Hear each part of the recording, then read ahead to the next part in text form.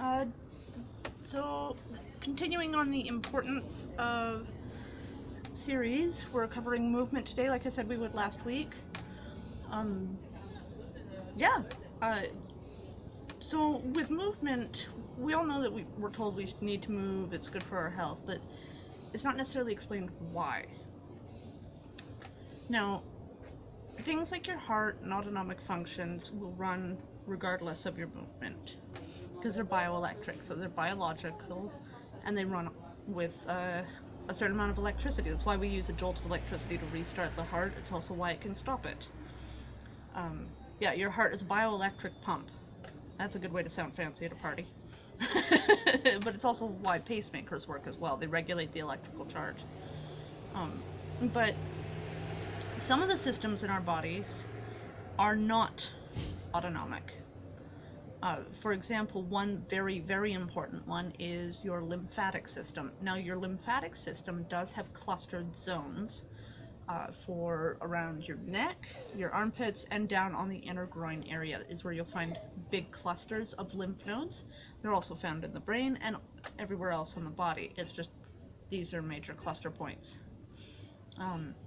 But part of the reason the lymphatic system is so important is it helps with transporting some of the immune factors required when we encounter illness.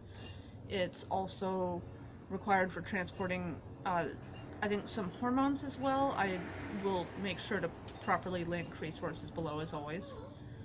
And it also can help transport some medicines up into the brain that can control things like epilepsy. For example, my child has epilepsy, I found out at age 10 when they got exposed to a eucalyptus oil. It triggered it. Research essential oils before you use them on kids. So I found, when I finally pinpointed epilepsy on her, she had a seizure while staring directly at me because she didn't have any twitches, she didn't have grand mal seizures, they were just absent seizures, but they'd be back to back to back to back. And I'd already read a couple studies when she was staring right at me, babbling, because she wasn't really talking, but she was doing baby talk at almost 3 years old, and she was staring right at me. Her whole face froze mid-sentence, and then like 15 seconds later she resumed like nothing happened. It's like, okay, that's a seizure. There's no mistaking that if you're paying attention.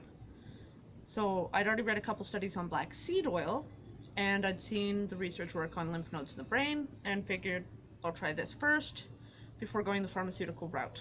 Applied it, she had constant diaper rash, and knowing the properties, I just applied it to the groin area, otherwise it would have been like her neck or armpits. And doing that, within 48 hours, all seizure activity stopped because it was going through the lymphatic system into her brain. And so we can use knowledge like that to help our children, to help ourselves as well. But part of why movement is important is because it's a manual pump system. In order for it to pump instead of at the barest minimum passive rate, you have to be up and moving. So doing yoga, doing running, doing literally any sort of movement, walking will do it, jumping jacks will do it, just 10 minutes of activity will get everything moving. If you work at a desk job, you know how sore and swollen things can get in like your legs and whatnot. That's not just from the circulation becoming atrophied, it's also because you're atrophied, meaning it's shrinking from being partially cut off when you're sitting. But it's also cutting off the circulation of the lymph because it's not getting the pumping motion it requires. It's the difference between, like if you're blowing up an air mattress, it's like using a foot pump instead of an electric one. Your heart's the electric pump, your lymphatic is the manual foot pump. So you have to be up and moving a certain amount in order to keep your lymphatic system moving, and that's really a major one, along with your digestion. Now, your digestion will move a certain amount on its own because it has to, but it moves a lot better if you are constantly, like, physically active. It'll keep you much more regular, move things along. It just helps the muscles. If you're female,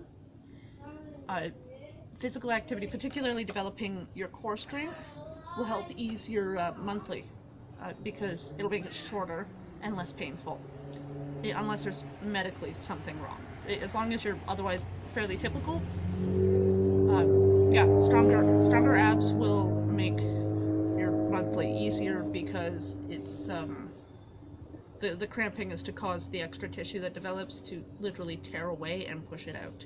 So if it's stronger, it's more effective at it and has to work less. And yes, I've tested this.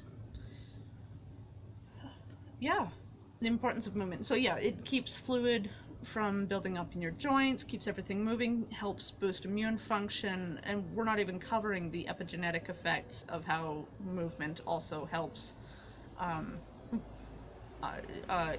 increase activity of some genes and decrease activity of others in a positive way. So it upregulates or downregulates like a volume knob for epigenetic markers. So physical activity also increases serotonin release in the brain. Like, there's a reason why happy people tell depressed people to go outside and move. It's not going to magically cure you of depression, but it can relieve some of the intensity. But you have to actually get up and do it. Well, usually somebody has to drag somebody out the first while. That's okay. Yeah, it's not a magical cure, but it can help. I think, yeah, that covers most of the major points. I think so, yeah. Sounds about right. Yeah, okay. That'll do for this week. I'll see you next week, and I'll let you know that, well, you'll see it in the title of what next week's topic is. Comment, like, subscribe, let me know what's up. Bye-bye.